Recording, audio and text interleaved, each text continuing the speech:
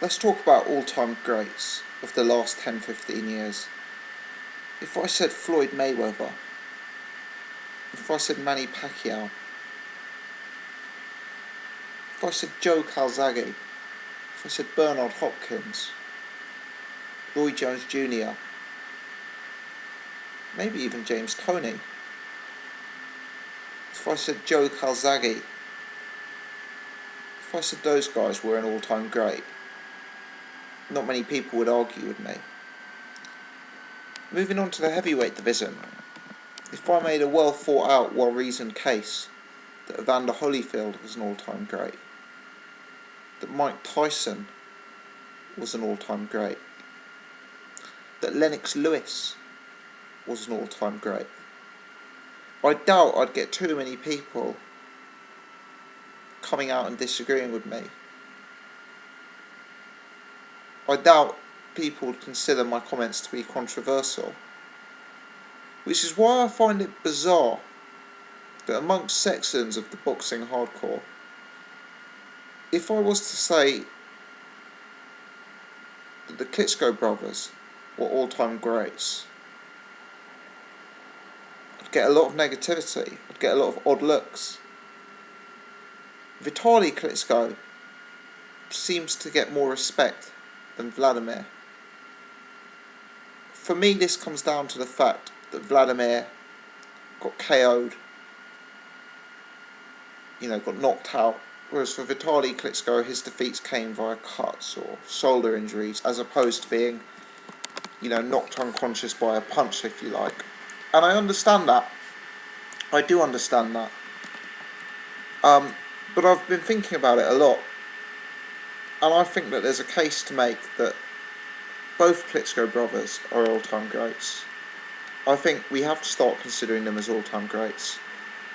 And I think if we go really into the subject, I'd lean towards Wladimir Klitschko having a greater legacy than Vitali Klitschko.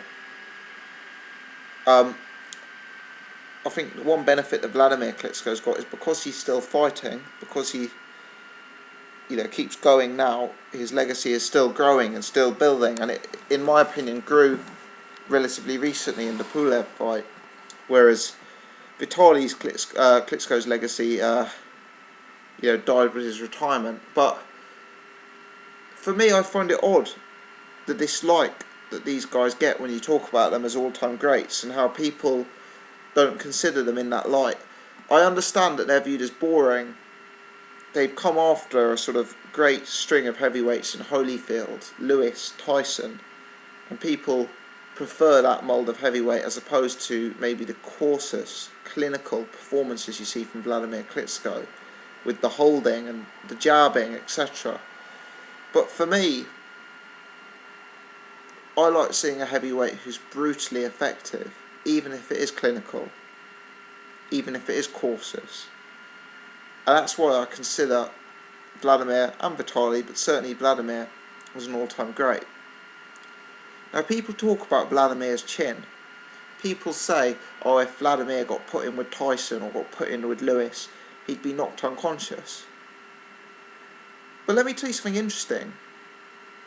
Wladimir Klitschko has the same KO loss percentage record as Lennox Lewis. Wladimir's fought quite a few more times than Lennox Lewis, but it works out very, very similar, the percentage of their fights that end in KO loss.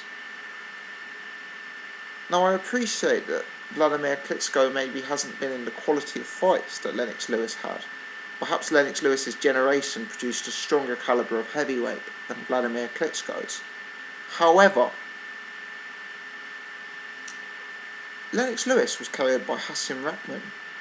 Lennox Lewis was KO'd by Oliver McCall. I remember watching the Rahman fight as a kid with my dad and crying when Lewis got knocked out. Hasim Rahman wasn't a world beater. Oliver McCall wasn't the creme of the creme. For me, the two guys' knockout and chin issue is similar. I don't understand it. I think that their percentage, I appreciate Vladimir's been stopped 3 times, whereas Lewis got stopped twice. but their KO percentage is exactly the same in terms of losing. And in terms of winning, Wladamir Klitschko's knockout percentage is actually higher than Lennox's. I don't have the stats in front of me. I tell a lie, I do. Wladimir Klitschko against Lennox Lewis. Lennox Lewis 72% KO ratio in terms of wins. Wladimir Klitschko 80.3. So Wladimir Klitschko has an 8% higher offensive KO ratio, and defensive KO ratio is the same. So I don't understand people talking about Wladamir's chin and Wladamir's boring offense, because the vast majority would consider Lennox an all-time great, and yet the stats match up favourably with Wladimir. I appreciate the opposition was different, but Lennox's KO loss didn't come to a better level of opposition. If Lennox had been KO'd by Holyfield or by Tyson, you'd say fair, but he got KO'd by Hasim Rahman. Now, this is not in any way to denigrate Lennox's record, or to say that Wladimir would have beaten Lennox. What it is to say is that I think at this point we should be considering Wladimir as an all-time great. Let's put it this way, we're currently in a generation where if you take away the Klitschkos, who are the top heavyweights? Well, in my opinion, the top established heavyweights are Alexander Povetkin, Kubrat Pulev, and David Haye. I'd also throw in Bermane Stiverne and Tyson Fury to that list. But I'd say generally the top three would be considered Povetkin, Haye and Pulev. And Klitschko's already beaten them. You know, we're now in an era where Klitschko is one, maybe, I don't know, it doesn't matter what order you put them in, but Klitschko's one, and the 2, 3 and 4 have already been dealt with. Convincingly.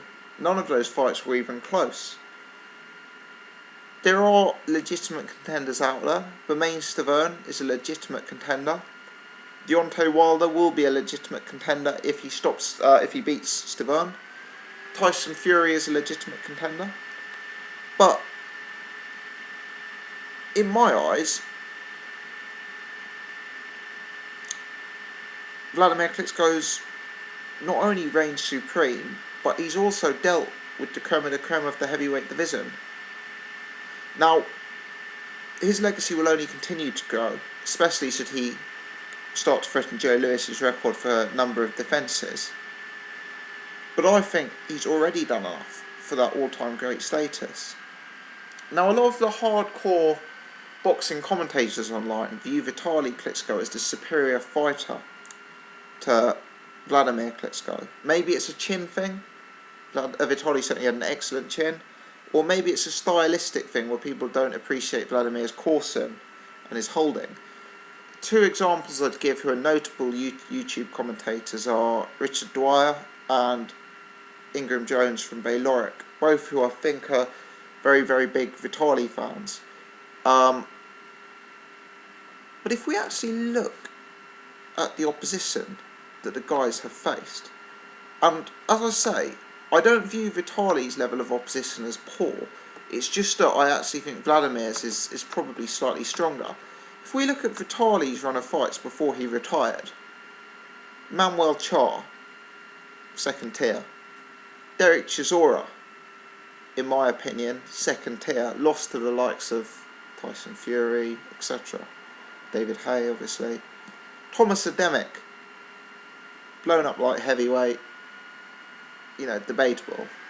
Wladimir Salis, who recently lost to Tony Thompson. Shannon Briggs, need I say no more. Albert Sosnowski, who we recently saw getting blown out in Prize Fighter. Kevin Johnson, who effectively is being used as a stepping stone opponent by the likes of Derek Chisora and Christian Hamer these days. Chris Arreola, who we saw coming off back-to-back losses to Bermane Stiverne of late. If we look further down his record, there's other notable light oppositions. To give one example, Danny Williams, who I appreciate was coming off a win over Mike Tyson. But, Danny Williams. All in all, there's a case to say that resume is semi-elite rather than elite. Now, don't get me wrong, there are better names on the list. Obviously, there was the fight with Lennox Lewis. I won't go into that because I could talk for ages on that one. But, the guy sharing with Lennox Lewis, Kirk Johnson, Corey Sanders, Samuel Peter, Chris Bird, who I know he lost to earlier on in his career with the shoulder injury. My point is, Vitali Klitschko has been in some big fights.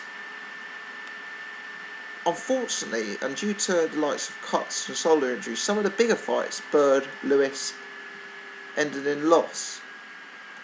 There were moments of brilliance, Corey Sanders, Samuel Peter, etc. But from then on, the opposition, let's put it this way, I would say the last real Premier League opponent Vitali Klitschko faced, in my opinion, was Samuel Peter in 2008.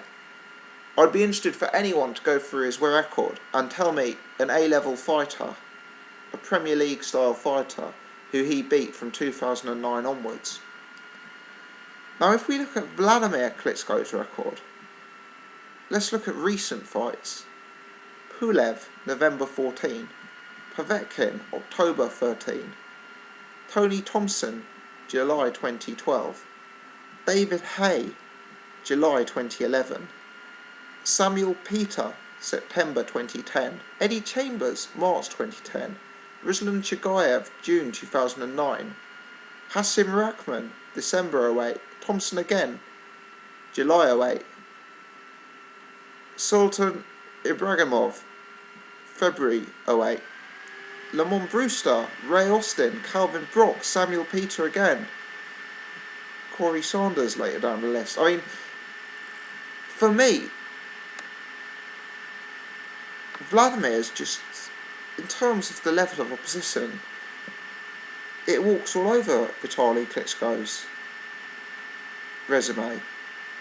Pulev, Povetkin, Hay, these are just a better quality of fighters than the likes of Char, Chisora, Adamek, Sosnowski, Kevin Johnson. And I appreciate I'm cherry picking here. I appreciate we could look at Vladimir's record and pick out Leopai, Pianetta, Marius Wack. However, on the whole, and if you had to say how many top class heavyweights has Wladamir beaten, I think Wladamir has defeated a better level of opposition over the course of his career than Vitali Klitschko. In terms of when he actually got the W, for me, if we combine both of their records, Vladimir's more recent form, the Hayes, the Povetkins, is right at the top. So I don't get this distaste that seems to occur when we consider the Klitschko's an all-time great. Especially Wladamir Klitschko. The guy's had 66 fights. 63 wins. 53 wins coming by way of knockout. He hasn't been defeated for over 10 years. He's on course to beat Joe Lewis's unbeaten streak for holding the heavyweight title. We're at a point where he's knocked out the second and third top rated heavyweights, beaten the fourth one convincingly on points. Future fights against Deverne, Wilder, Tyson Fury, they're only going to strengthen his claims. Yes, it's not perfect. He isn't the most fan-friendly fighter.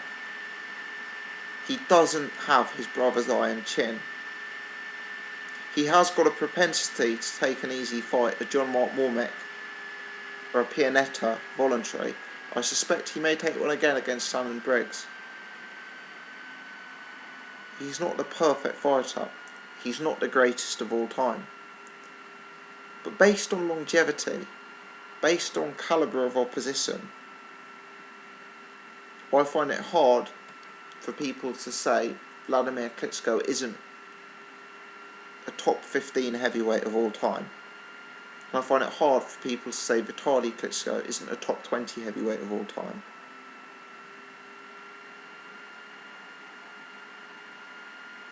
I think the other thing to mention about Wladamir is that he's someone who's peaked late.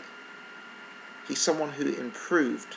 I know he won the gold medal, I know he has that vast amateur pedigree, but he's someone who has made huge improvements as a professional, especially with the training of Emmanuel Stewart. And I must say, in my opinion, recently with the training of Jonathan Banks as well, we're still seeing additions to his game. We're still seeing slight improvements to his game. I think the Pulev performance was one of his best ever at 38. And I think it now would be unfair to look back at a KO loss that the guy had when he was in his mid-20s and to say he's not an all-time great heavyweight because of that, when you consider the success he's had after it, the changes he's made to his game, the additions, the adaptations. For me, a 2014 Wladamir Klitschko is competitive with any heavyweight in the history of boxing. There are people out there who've been on this earth longer than I have, who's watched more boxing than I have. There are people there who may be more educated than myself to make that suggestion. But just using my own two eyes, if Wladamir Klitschko fought Vitali, if he fought Lewis, if he fought Tyson, if he fought Holyfield, Ali, Foreman, Fraser, I'm not saying he'd win, but I'm saying it would be a very, very competitive encounter. Thanks for watching. Keen to hear people's thoughts on this. Who do you prefer, Wladamir or Vitali? Do you consider them to be all-time greats? And by all-time greats, I'm probably talking top 20 heavyweights. That's my line of thought on this one. Follow me on Twitter @BoxingGossip.